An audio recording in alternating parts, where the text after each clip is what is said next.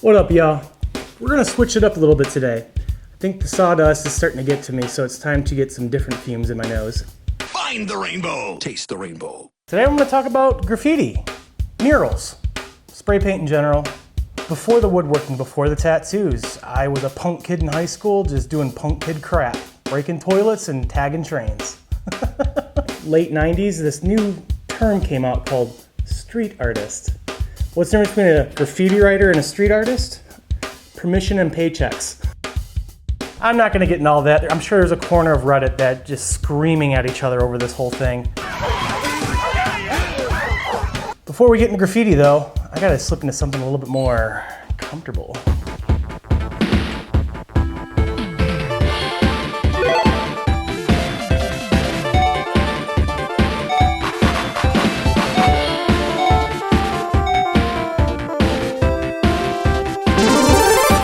USA! Now that you're G'd up from the feet up, let's talk about why you wear what you wear. First up, the shoes. Just some crappy old tennis shoes, grass cutters. After that, we got compression socks on. All that graffiti dust is gonna get stuck to your kneecaps. Spend the $2, save yourself a half hour in the shower. Up next, pants. Cargo pants are the way to go. The pockets on the side, I always keep my extra caps in there. I also cut them down to capris. I call these my Cena capris. T-shirt? Wear a t-shirt. Or a long sleeve or a hoodie, I don't care. Just make sure it's baggy.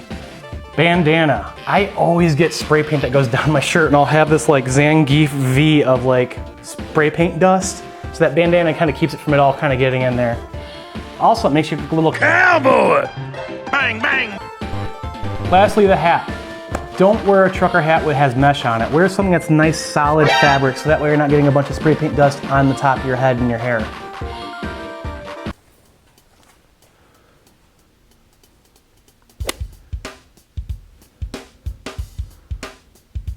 Supplies, motherfucker! Hard eyes, motherfucker. First up, the most important thing in your arsenal is respirator mask. Spray paint puts out toxic fumes, and it can cause all kinds of stuff, such as nausea, heartburn, indigestion, upset stomach, diarrhea, and nerve damage.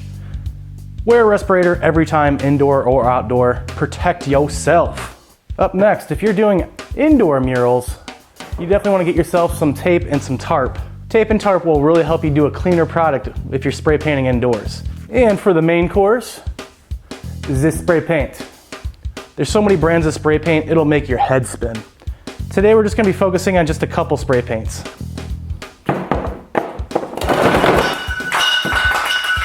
These two.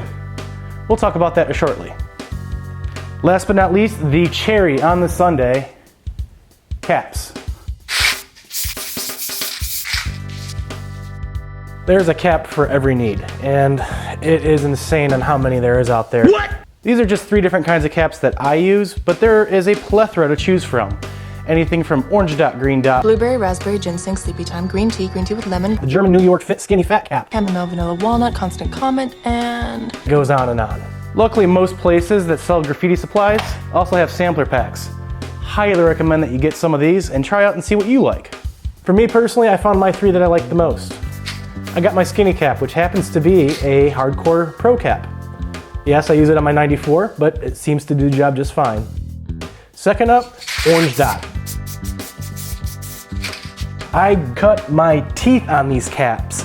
These are the ones I started with. I absolutely love them. I've got can control of days with them. And last but not least, the can killer themselves. These blue guys will empty out a can, but man, they put out like a basketball-sized circle for those big fills.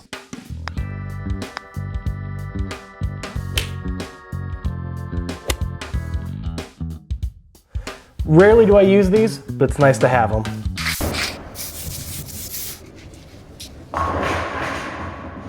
Let's talk paint. There's essentially 2 different kinds of paint that you can get. The most easy to get your hands on, hardware paint. You can get this at most hardware stores. A couple drawbacks though.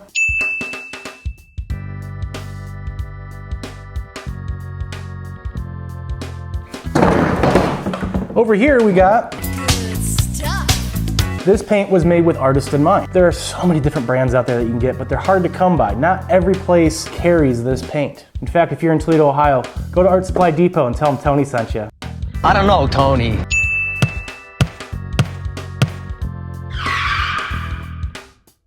For today, we're just gonna stick with Montana 94 and hardcore.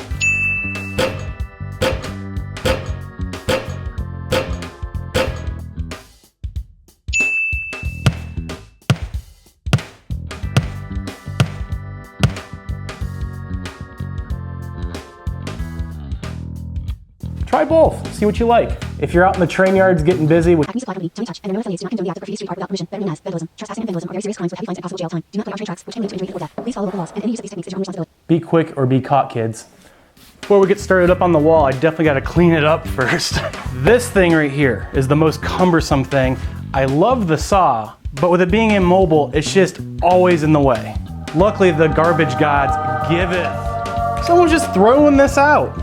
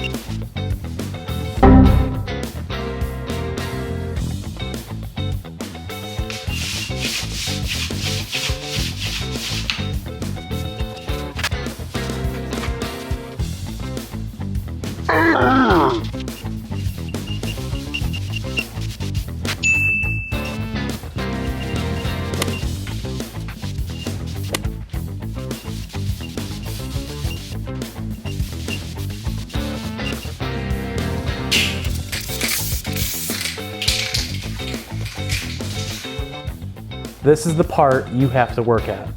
Can control. You ain't born with it, you gotta find it, you gotta work for it.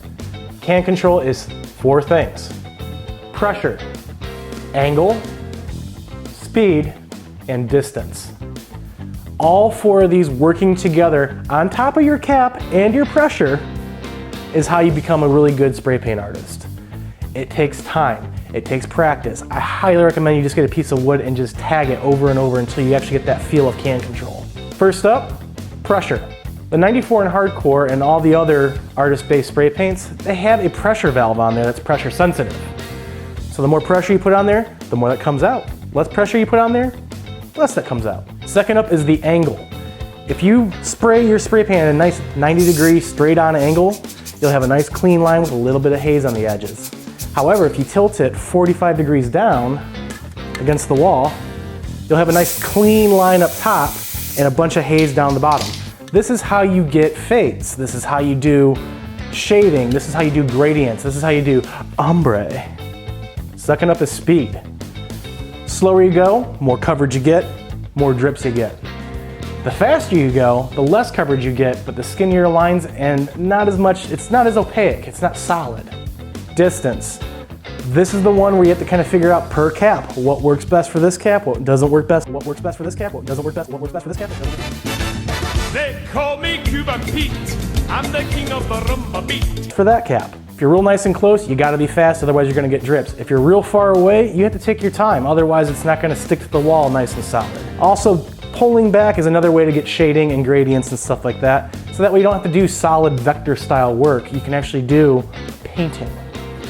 With all that spray paint indoor, you're pretty much gonna be making a gas chamber for yourself, so make sure you get some fresh air in there, and that way you're not tasting colors the rest of the day.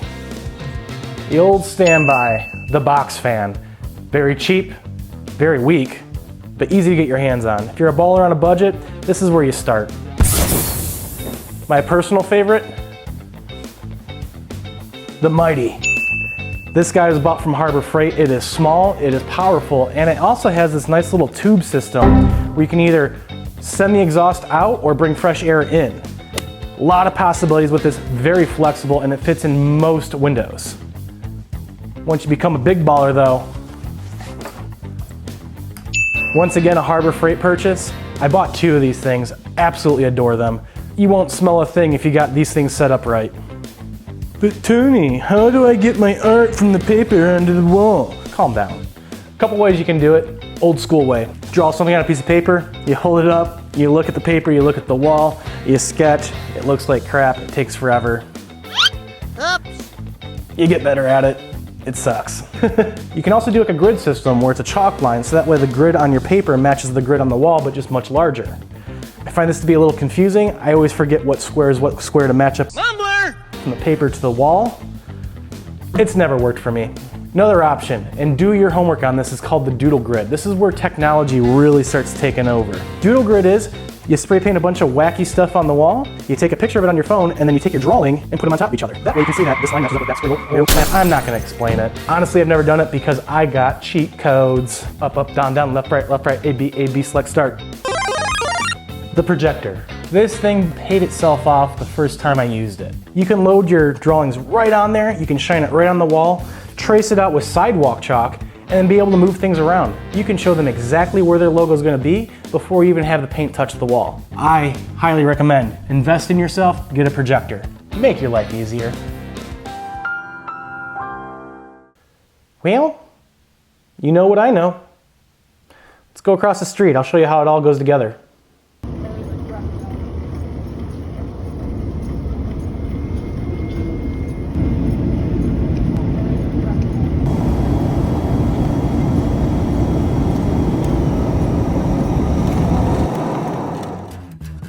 I think it's time we blow this scene.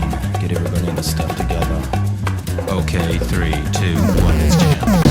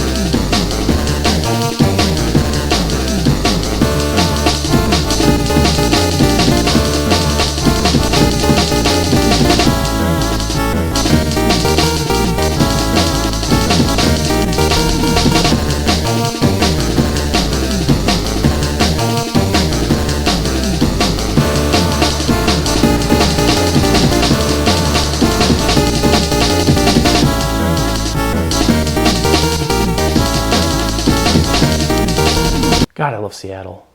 Big shout outs to everyone that made my set.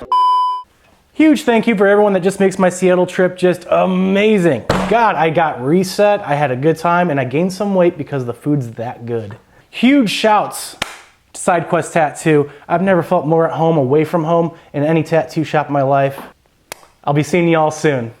Big ups to the Penny Arcade crew. I'm talking to you, Mike, Kara, Dave, Gav, just crushing it every time.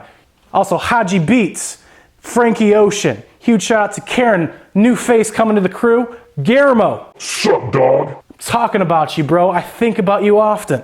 And a huge thank you to Sean over at Draft Punk for just letting me go ape shit in your bar. I'll be seeing you soon, bud.